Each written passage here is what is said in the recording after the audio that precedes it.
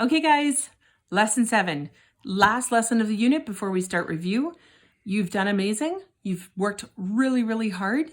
This is some application stuff, which means word problems, everybody's favorite. So let's get at it. Okay, so here we go. So real world applications of quadratics. Guys, you will see little parabolas and everything. Everywhere you go, you'll be seeing parabolas. You might not recognize them as parabolas, but they are, okay? So quadratic functions are all around us. Super, super cool. Examples include projectiles. Okay, so when we throw something in the air, it forms a parabola as it comes down. We often see them in architecture. Okay, so bridges, archways, stuff like that. I don't know why this isn't focusing. Sorry, guys. And in nature. Feel free to go outside, keep your distance, and find some parabolas, guys. So example, an arrow is shot from the top of a platform. The path of the arrow can be modeled by this relation. So here we have an A, an H, and a K, even though it doesn't look like that. H is the height of the arrow in meters, and T is the time in seconds after the arrow is shot. So identify the values of A, H, and K in the generic equation. So we've already I kind of just pointed that out to you. So our A value, and I don't know why this is having such a hard time today. So our A value, guys, negative 0.005. Our H value, so it's negative 26 in the equation, which means it's positive 26 outside the equation. And our K value is 5. So draw a detailed sketch of the path. Well, guys, if here's my grid, and this represents my height in meters, and this represents the time in seconds. I started off a platform and it shot up and it came down, okay? Where did it shoot up? How high did it go? Well, it went as high as K. That is the H coordinate of my vertex, the Y coordinate of my vertex. And at what time did it reach that? Well, it reached that at 26 seconds. Okay, so identify the coordinates of my vertex. So again, we have 26 and 5. How long did it take before the arrow to reach its maximum height? Well, its maximum height was at 26 seconds. And what is the maximum height? Well, that was 5 meters. And what is the height of the platform? They always try to throw you in a tricky question. So we want H when T equals 0. H, question mark, when time equals 0.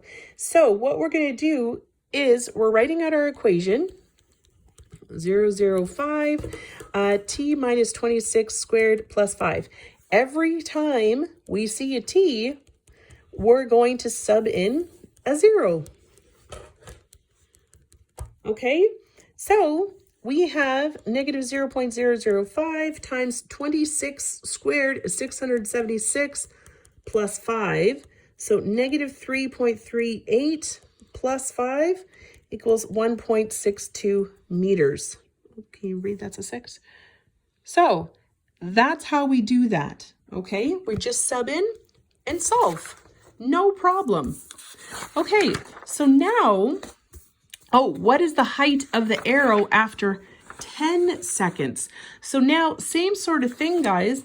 We want to find the height of the arrow after 10 seconds. So we want H when T is 10.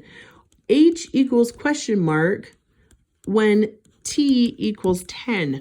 We're going to do the exact same thing. So H equals negative 0.005, except instead of a T, we're subbing in a 10.